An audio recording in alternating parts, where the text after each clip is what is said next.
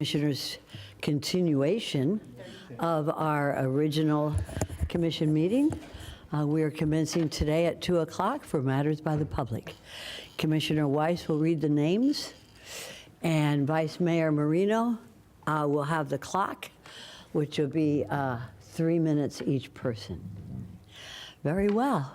We can proceed. Go ahead, Commissioner.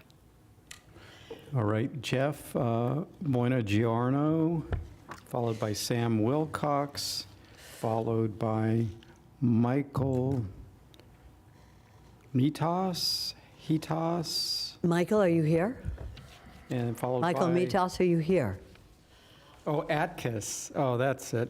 Okay, I'd like for you to stand right behind this gentleman. So we'll have two on this side. And go ahead, Commissioner Weiss. And Matthew can, I guess, go over there. No. Matthew no. Atkiss. Okay, Matthew, you're going to come over here on this side. Okay. Sir, you're recognized. Good afternoon. Good afternoon, Commissioners. Before the clock stops, can we establish that I have standing to discuss election crimes? Go right ahead, sir. Okay. So on March 14th, 2023, I presented evidence from, I'm an IT expert, and we did forensic image analysis of a server used in Mesa County, Colorado. I dropped off 7 packets. 2 important things that I pointed out in that package are basically what bad actors would do in this situation. One is called time stomping, and one is called anti-forensics enablement, and that's found in the registry and in shell bags. Don't want to get too complicated. We requested public records for the DSDE 40 and an EL 45A. When we received the first EL 45A, the date was stamped along with a hashtag. So hashtag is very important. It's called a global unique identifier, so you have an audit log. So the date of that report was, the time was 4:23 a.m., and the date was September 13th, 1984. 1984 is kind of ironic that we have 1984. So we also, we then requested an EL 52 and an EL 30 for that same report. The date was May 3rd, 2023, all good. But there's no GUID, there's no unique identifier, what we call a hash. So these are records that were provided by the state, and this is evidence of a crime. And it's basically, if you want to know the statutes, 838.022, 876.22. So what this is showing with the date of 1984 is time stomping, and that actually came from your system. And I sent one of the commissioners an email asking about to do a what's called a Nmap scan, which will show vulnerabilities, and I was the response was the state handles that. We have nothing to do with it. So I'm finding we have a crime, and we're asking for this grand jury, and we know you can't do anything, but I'm presenting the evidence, and we would like your endorsement to at least sway, I think it's Judge Healy in the 15th Circuit. Glenn, is that? Oh, that's the astronaut. Anyway, the judge. And so this is, I'll leave this evidence. This is clear and this is irrefutable evidence of a crime. I'm a forensics auditor in IT, and I called this out a year ago, and here's the evidence. Good, thank you, sir. If you'd like to leave any documents, you can leave them with the clerk. Okay, I'll email you better copies. Oh, okay, very Okay. good. Thank you, Thank sir. Sir, you're recognized. Hi, everybody. How you doing? My name is Samuel Wilcox, and I'm here to discuss the HB 1365. And I want to thank everybody for moving that up to late August as a workshop to be able to, see if we can figure something out. So you guys have all heard me speak a little bit before. I'm big on public-private partnerships. I think that, especially with how quickly this was done, we didn't really have a lot of time to respond to what's going to be coming down the down the pipeline with the homelessness issue that, hey, if we're going to be putting all these people in jail, maybe we can have some type of alternative route for that. Now, I know we don't have a lot of land, we don't have a lot of housing, things of that nature, but what we do have are private resources. And what I mean by that is private business as well as public. So I've been in the works of putting together a little bit of a coalition along with a couple other people and groups. And the way that I see it is we already have the infrastructure here to be able to deal with the crisis and then give all the wraparound services afterwards. You're talking, I know we're all about housing first. We're all about getting these people in houses. But at the same time, how do we keep them there, and then how do we keep them moving forward to become tax-paying good citizens that can take care of their families? It's the wraparound services. It's the intensive outpatient. It's the med management. It's the peer support. And then most important, well, not most importantly, but very close to most importantly, is job training and job skills. There's not a whole lot of programs that have all of that tied in together. So the idea would be to put together the coalition, which I have spoken to a lot of folks. I have the layout of what they're willing to do on a payments schedule to keep everything low cost. Because the way I see it is if we put these folks in jail, that's costing the taxpayer between $160, $180 a day. And that's not including mental health and substance abuse services.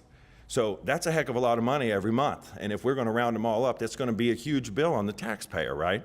So, and then you have them in jail, and then what, right? So look, I know you guys, you didn't do this, right? Or this didn't, you didn't cause this. But we have to have some form of response, right? So if they're in jail and they're going to be getting out or whatever the case may be, they're not getting job training in there. Now, don't get me wrong, I commend Sheriff Bradshaw for being able to have a wonderful mental health and substance abuse program, but then they're back on the street, and then what, right? So that recidivism stays the same, and then it becomes a further burden on the infrastructure. You're talking hospitals, you're talking fire rescue, you're talking police department. It's all costing money constantly there's no good end. If we're able to possibly to create some type of, which I have spoken to all kinds of providers in the community. That's one thing Palm Beach County has, is a lot of providers with a large housing base. And look, I'm only speaking to mental health and substance abuse. I'm not saying we can fix it all, but what I'm saying is that there is a big outlet there for whatever percent of the population that's homeless for us to be able to troubleshoot and work effectively. Thank you again. I appreciate your time. Mr. Wilcox, your name is Mr. Wilcox? Sir, could you contact my office? I'm interested in some of your ideas. Yes, ma'am. Okay, thank you, Mayor, sir. May I Yeah. ask a question? Oh, of course. What were some of the solutions you came up with after these conversations? I wish I had more than 3 minutes. Thank you for asking me that. So crisis is always first. We have to be able to have the first responders be able to take them to a place and have a flow on that. So by utilizing our hospital systems, and these are for people that meet criteria. Obviously, if they're dealing with assault or whatever the case may be, hey, I hear you, guys got to go or ladies got to go. But if it's someone who is just down on their luck, whatever the case may be, getting them triaged within our huge network of hospital systems who I've spoken to extensively. There has to be a continuum of care, which means from the moment that person is touched in the beginning, what a touch is viewed, and then keeping that record. So once they go there, okay, great, let's stabilize them. I love housing first, but at the same time, if they're not stable before they get to the housing, not only is it probably not going to be a good outcome, but they're probably going to take other people with them.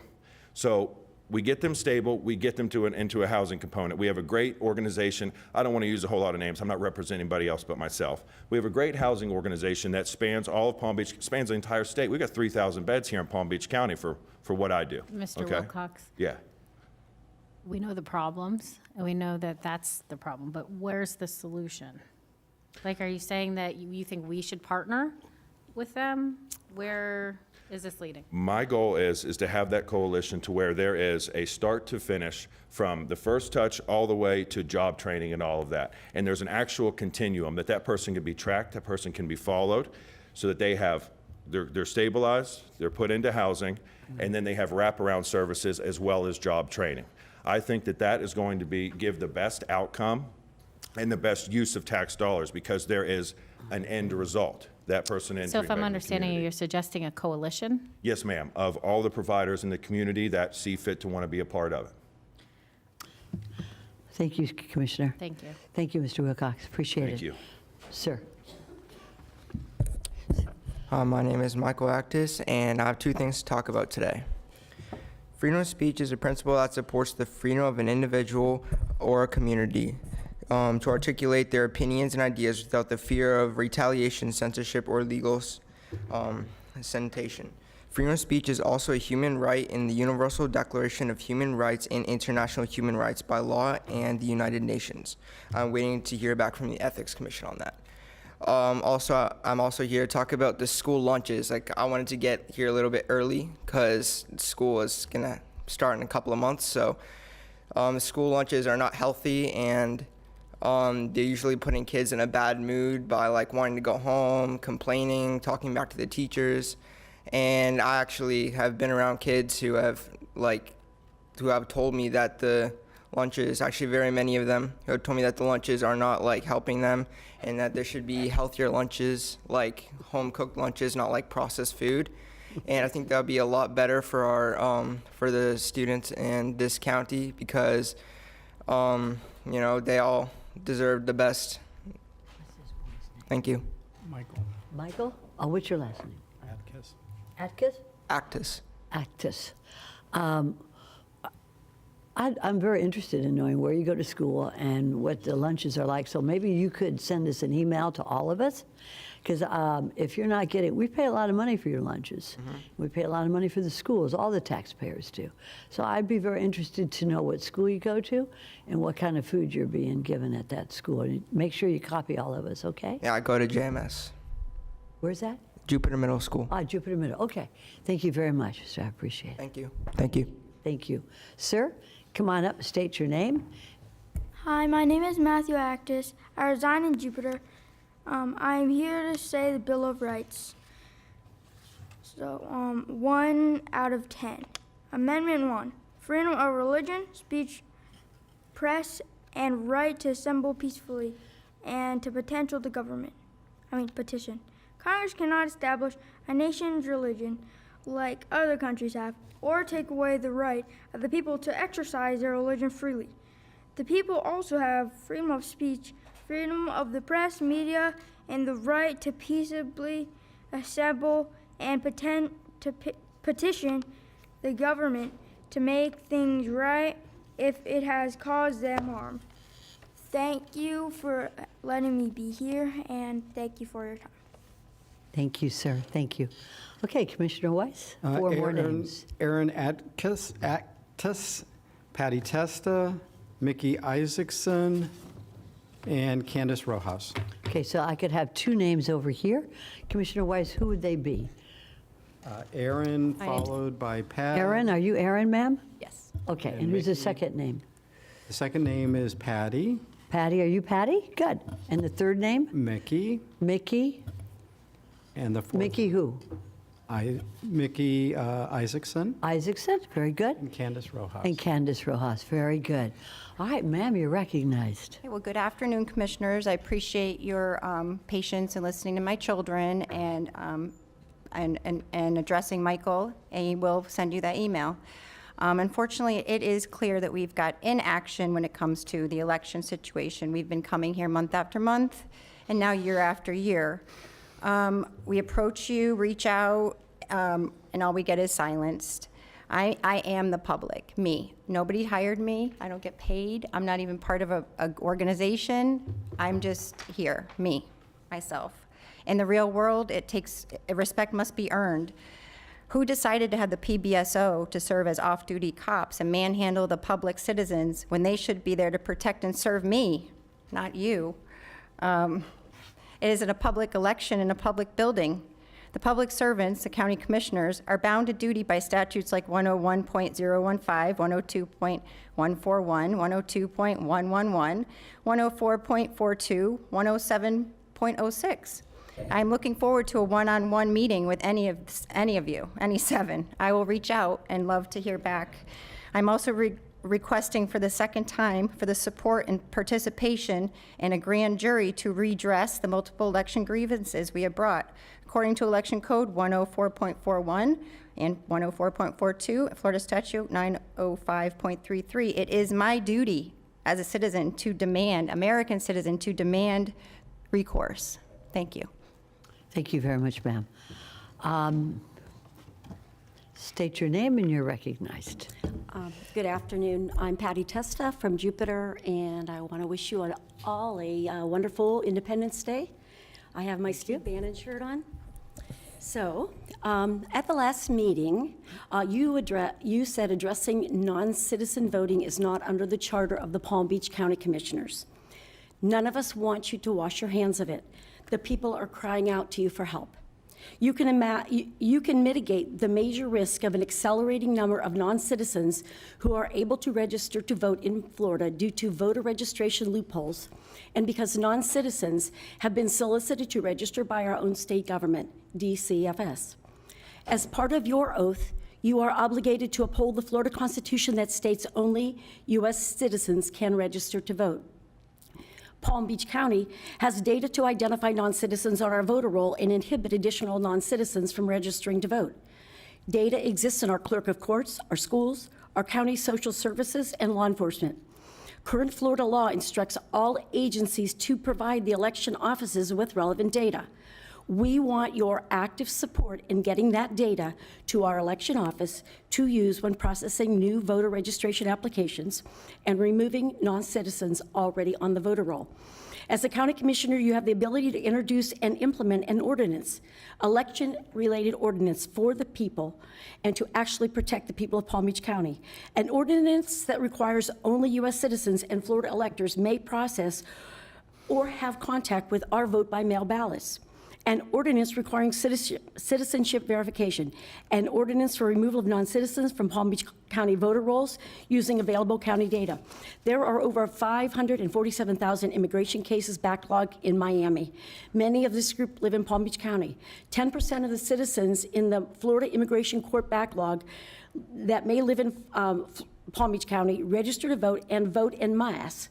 45,000 non-citizen voters could determine local and state races in the primary and general elections. Statewide, approximately 10% of Florida's population are non-citizens.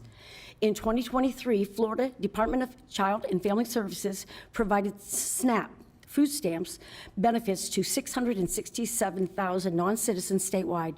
This does not include those that seek support of community-based programs and local food bank services. In 2023, the census reported Palm Beach County was home to 1.5 million residents. 10% would be 150,000 non-citizens.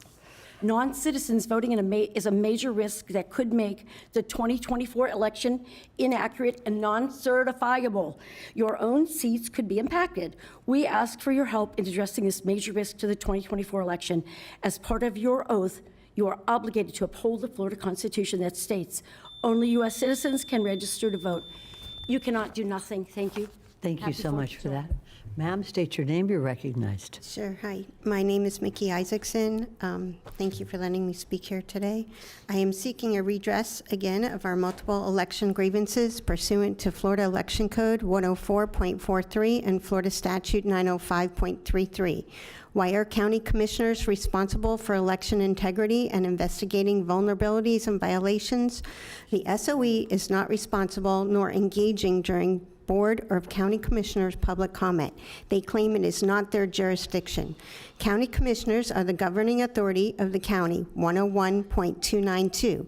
Approves the SOE budget, selects new technologies for the voting systems, 101.015. You certify corrected returns of elections, 102.111. You participate on county canvassing boards, 102.141. You approve election districts for the county, 103.091. You appropriate funds to the SOE for the purpose of investigating fraudulent registrants and illegal voting, 104.42. Palm Beach County certifies each election. You appoint clerks and inspectors of elections, 107.06. Every month, we are allotted 3 minutes to address these election vulnerabilities, and every month you tell us it's not your responsibility. In June's meeting, you even went as far as to stop us from our First Amendment to speak. You took an oath to follow the U.S. Constitution, so do your job as county commissioners and investigate these vulnerabilities. Use some of the state 401.01 qualifications of jurors to ensure that only legal citizens are on a jury. You could do the same thing for voting. You can ensure the citizens are legal. You can support this grand jury to convene in the 15th Judicial Circuit Court to address the 22 and 23 elections. And by the way, I visited over 30 of the 39 municipalities, and one of these could be compared to a third world country. One of these is one of your districts. You have a $7.9 billion budget. No one in our country, in America, should live like that. And here is the election report that we have tried to give you. Maybe you have it. Thank you very much, ma'am. Ma'am, state your name, you're recognized. My name is Candace Rojas. Greetings, public servants. I'm repeating myself over and over, but I'd like to remind you that you county commissioners are in fact responsible for election integrity and investigating vulnerabilities and violations that were presented to you. You have not been responsive or engaging, and you claim that it is not your jurisdiction. However, you approve the budget, you select new technology of voting systems, you certify the elections, you participate in canvassing boards, you approve election districts for the county, you appropriate funds for the SOE. So I want to remind you of your invalid oaths and bonds, and I also want to demand fair elections, which we know, everybody knows, that there's cheating, and even at the local level. We're demanding same-day voting, legal valid ID, no machines, paper ballots, hand-counted at the precincts. We must decentralize the vote count at from the tabulation center and give the power back to the municipalities so that their clerk can count and certify their own elections, because as you know, it will be much harder to cheat this way with only 1,500 ballots to hand count. And it's a lot easier to catch the cheaters instead of sticking all the ballots in Wendy's big vote manufacturing plant that she just built. Also, I wanted to remind you of severe human rights abuse and corruption that took place in the 2020 scamdemic, COVID-19, during the March 2020 COVID con.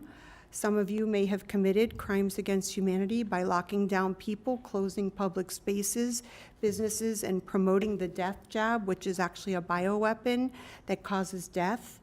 We have not forgotten the tyranny and treason that was committed in 2020.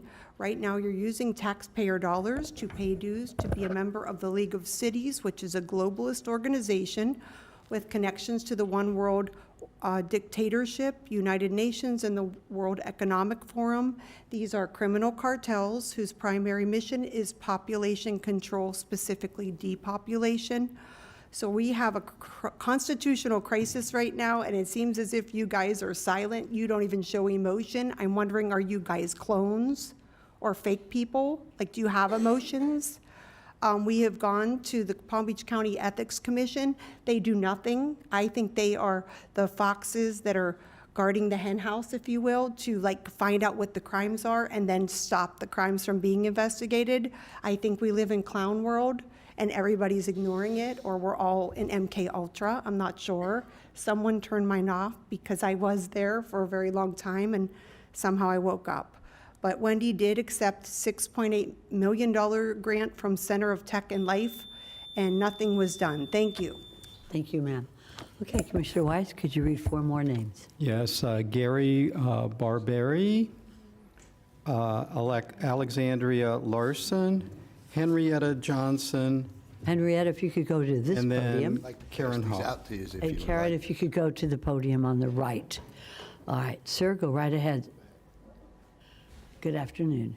Hello, my name's Gary Barberi. I'm here to discuss the project at 20 Mile Bend, the motocross project. Hello, Ms. Baxter. I have these for some of you if you would like them. In 2011, I believe the county purchased the property, and then they put out an offer. They said $8 to $10 million to build it, and they were looking for somebody to build a motocross facility. In 2021, we hooked up with Palm Beach County, and since then, it's just been nothing but delays. We're ready to go on our project.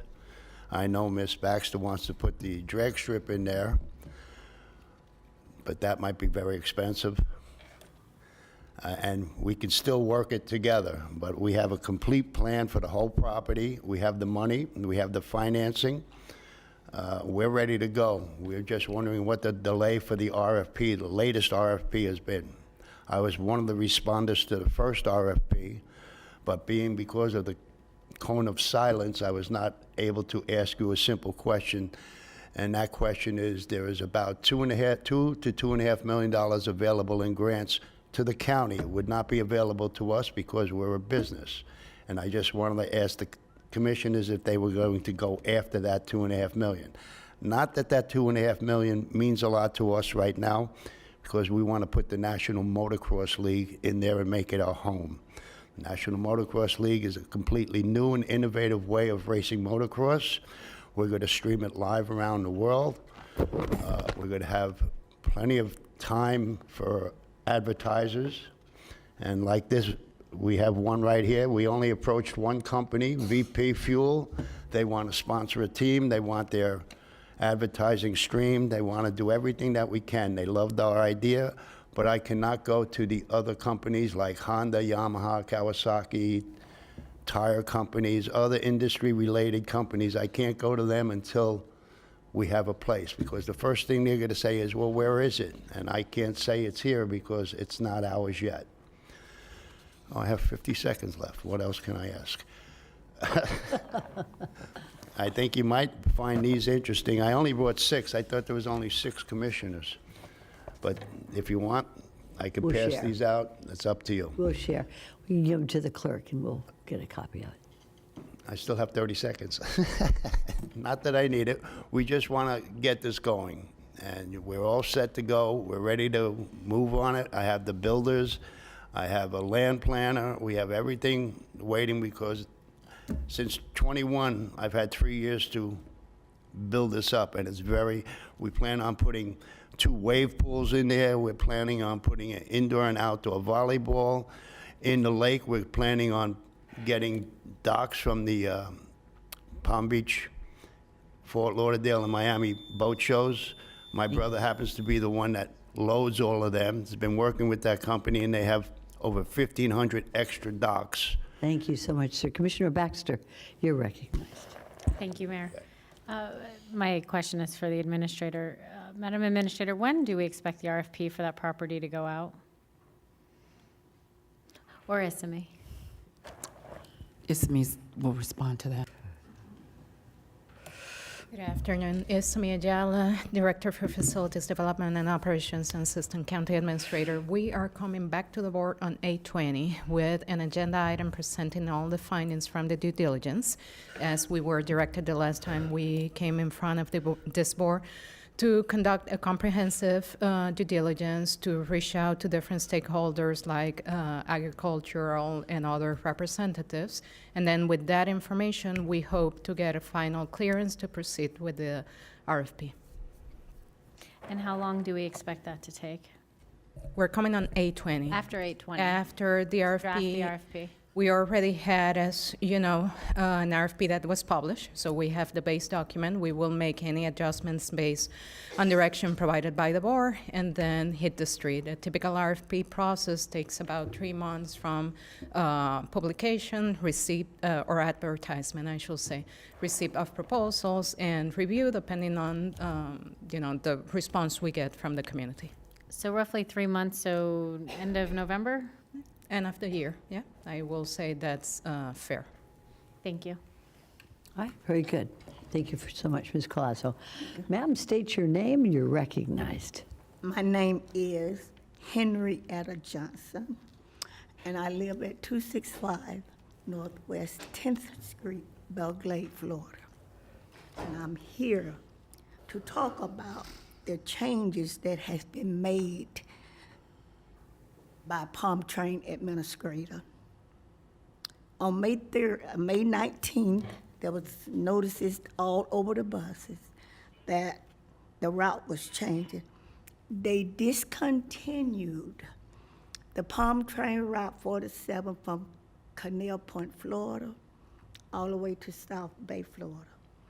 They discontinued all the neighborhood routes in Belle Glade. So therefore, for example, I live on 10th. 5 blocks away, there was a bus stop for me. All the buses are gone, so in order for me to take a bus, if it's not Gold Glades and something, and they are good, but it's more than Gold Glades can handle out in the Glades trying to pick up everybody and get you.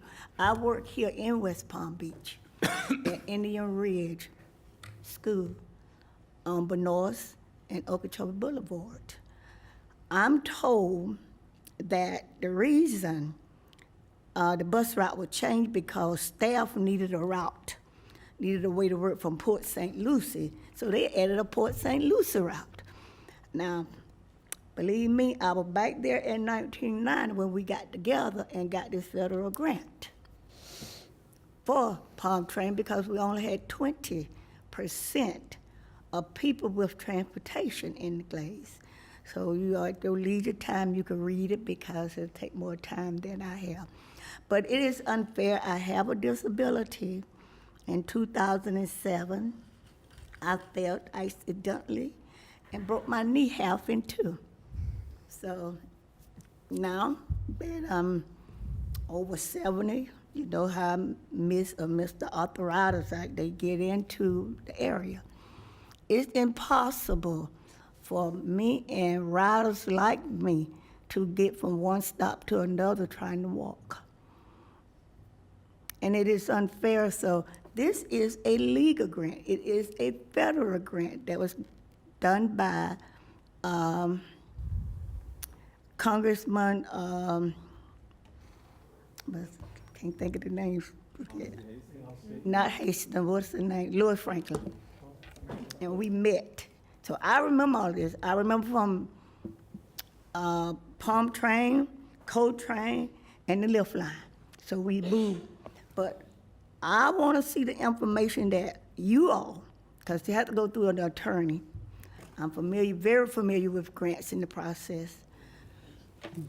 I want to see the documentation that they went through to get these buses changed. Thank you so much, ma'am. Madam Mayor. I know, I guess I see your light. Go right ahead, Commissioner Baxter. Todd, would you please find out exactly which route and what's going on? Please, thank you for bringing it to our attention.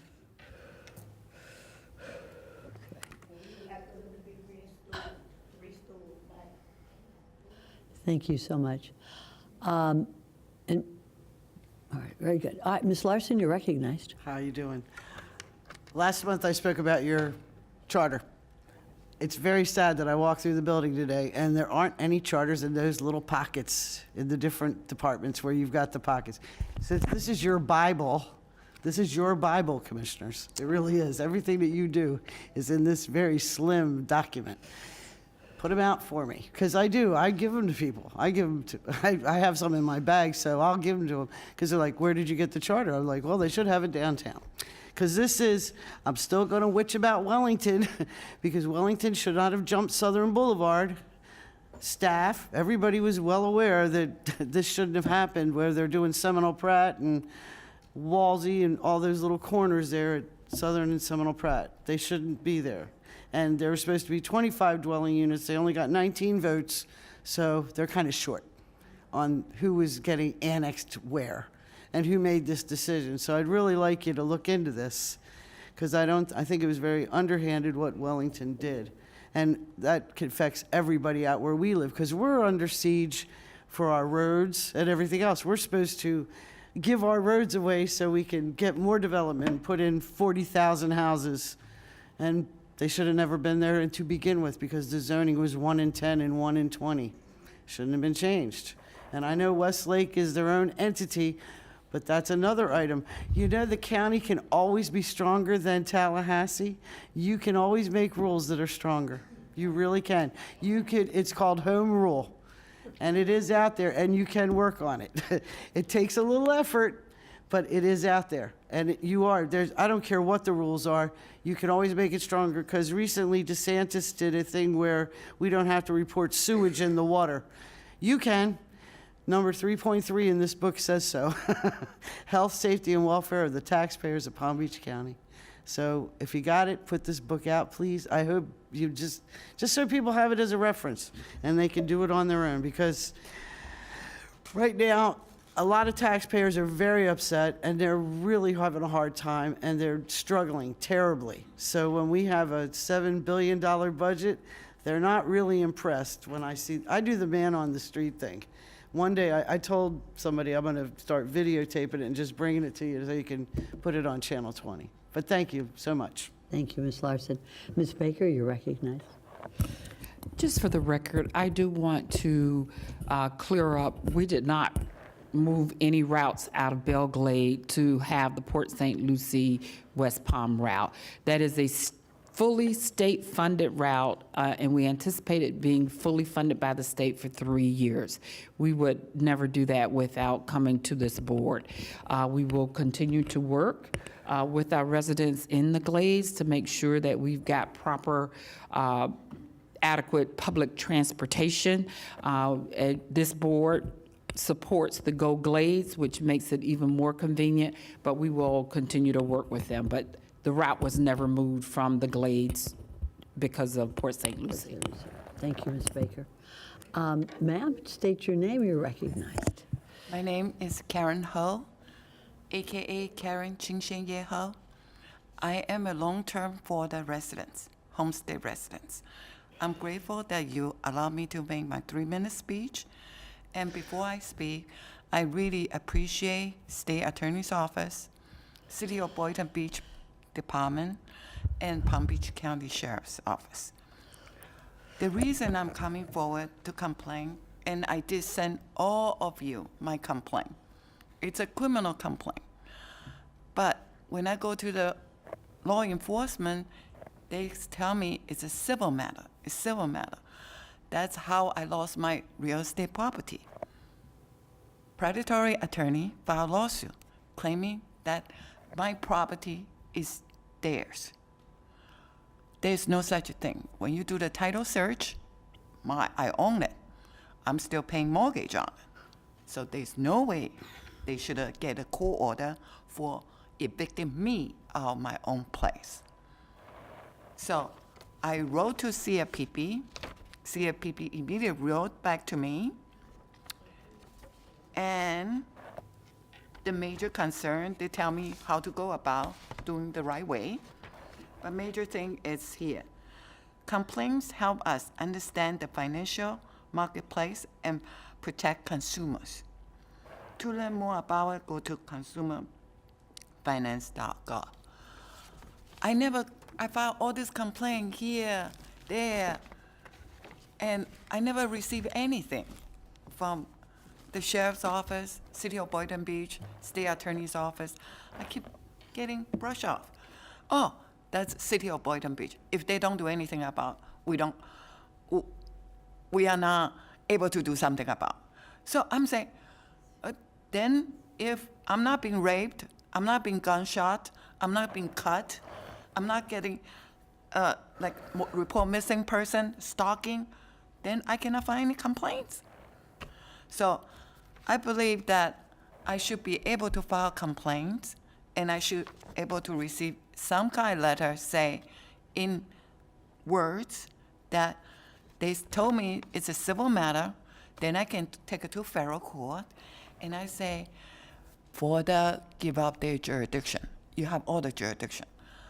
I put up all the evidence regarding the case in the flash drives. So if you want it, I can send it to you, just like how I send it to federal government. And all this document, it shows that it's a criminal complaint in the other county. Oh, sorry. Thank you. I appreciate your attention to this matter. And I hope that this should be resolved soon. Thank you so much, I need ma'am. my property back. Thank The you. predator ran out my property for $2,200 per month. Thank you, ma'am. Commissioner Weiss, Thank you're you. recognized. Yeah, thank you, Mrs. Ho. I read your email. I followed up on all the information you sent, and it's clear that this situation exists because of state law. It's a state law that allowed how the condominium operates and allows somebody to come in, get majority control of condominiums, and then force the remaining owners out. Even understanding, even if what's being offered is less than what the mortgages that are owed. I read the cases. I did go online and look at your cases. And what I'm going to suggest is to potentially reach out to, when the delegation meets, they'll meet before start of session. Hopefully you have an opportunity to meet with your state rep and your state senator. I suggest you go and you speak to them specifically about the specifics of your case on how that was done, so that because they're the ones that are going to have to enact legislation to stop this from happening again to you and to other people like you where this has occurred. Correct. But just like you say, you did research, but... I just looked up what you sent me. Right. My name, my profession, it's accountant. I was a fraud auditor in the Wall Street. I'm also a Florida licensed real estate broker. I'm also Florida licensed community association manager. I'm also a Florida licensed professional teacher for math 5th to 9th, science 5th to 9th, and ESOL endorsed. I can speak Taiwanese, Mandarin. Thank you. But the thing is this, Florida Statute 718, it means condominium. Condominium means you have a title and you belong to a membership. They're taking away the membership as taking away the title. There are 9 homeowners. I understand what you're saying, but Yes, it's an issue that was created in state statute, and that's where it's going to have to be resolved. Exactly. So But my suggestion to you, and you do with it whatever you want, but my will. suggestion is to get with them, because That's a good suggestion, and Florida statute have already protected me because I purchased the unit in 2006.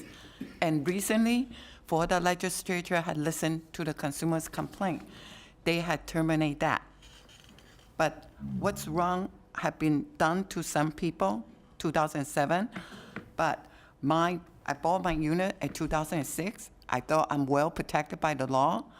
But just like you say, after you read it, you interpret differently than what I will interpret, what my husband will interpret, and many other homeowners interpret. So, but it's a crime because this is how it's done. Property title fraud using court proceeding, using a judge signing off.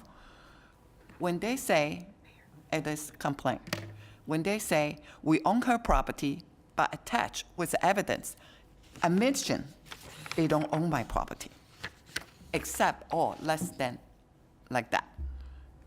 Play with English language to say, we do not own her property, but go ahead, evict her, so we can rent out the property, like that. Thank you so much. Thank you so very much. I really appreciate it. Thank and you. I'm very, very grateful for our law enforcement because I feel very protected. But the civil cases matter. It's white-collar crime, and it's taking someone like me, having a lot of education background, to understand. There are 9 people just moved because so they true. were threatened with eviction, and they don't want eviction. They Thank pay you. over $350,000. Thank you so much. $350,000. Commissioner, could you read the next? We have one more. one more card, Jane Justice, and then we have 2 non-speaking. Very good. Good afternoon, ma'am.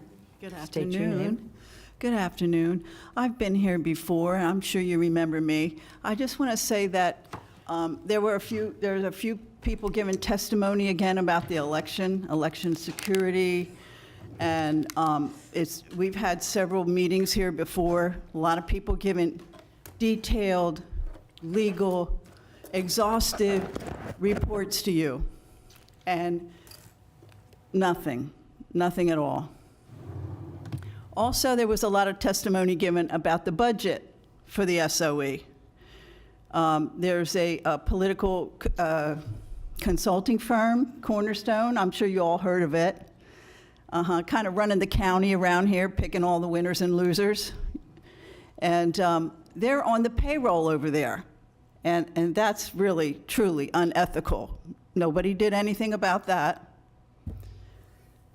And I'd like to say, I had dreams of visiting Taj Mahal or the pyramids, but never mind, I won't get there. I got to the new warehouse yesterday, and I noticed you were there, Mrs. Marino. And I was at the warehouse. I sat down on a chair with wheels on it. I went way back like here. And then there's screens all over the place, screens everywhere, money spent everywhere. And after we reported to you very technical information about the budget, and the SOE was way higher than everybody else, and there was a lot of things that were never checked out. You just handed her an extra $10 million. And that place over there is really, really revolting. It's really revolting when you ride around the county. Nobody ever did that. I suggested you get in a bus and ride around the county. You need to talk to people what's going on. Here they're blatantly stealing people's property, white-collar crime right there. It's okay to steal. And I want to say that to take the money from the taxpayer like this and to have somebody spend our money like this, it's actually legalized theft is what it is. That's what it is. And the comment was made, there's never any expression. Who made the rule that you don't answer to us? I tried to get something going on with the Medical Freedom Tyranny Act. We talk about the vaccine and how many people have dropped dead and how wrong everybody got it because we're all in cahoots with the big game, right? And so this should be something that's really important to everybody. It should be something that's really important. I tried to contact anybody. I handed you out paper about it, giving you all the facts about how many people were killed from this stuff, and yet our own tax collector Ann Gannon told everybody they had to get a vaccine or lose their job. Nothing. We heard nothing from you. Nothing at all. You need to be, you need to be responsive to the people. That's what your job is, okay? And the way the money was thrown around is just legalized theft. Thank you, ma'am. This is from Ezra Krieg. The recent homeless legislation presents significant challenges for our community in meeting the challenge of housing over 2,000 unsheltered individuals and families in our community. The County Commission should be willing to hear from your staff as well as others with on-the-ground experience as to how to respond. There are many who would be willing to sit at the table if asked. Be proactive, because being reactive in this era will be penalized. And then last is from, this is Gary, you also sent it to us via email. Okay, very good. That's it? Yep. Okay, very good. Is there anybody on the County Commission wishes to speak at this time? If not, we are adjourned. Everybody have a wonderful 4th of July and stay safe. Thank you.